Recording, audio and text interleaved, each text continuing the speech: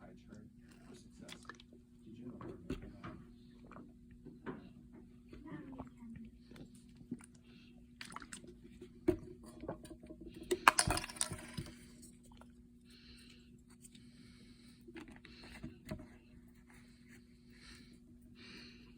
We'll do a little bit of this tomorrow. We're going to do an outline for, we're going to finish this, and then we'll do an outline for it.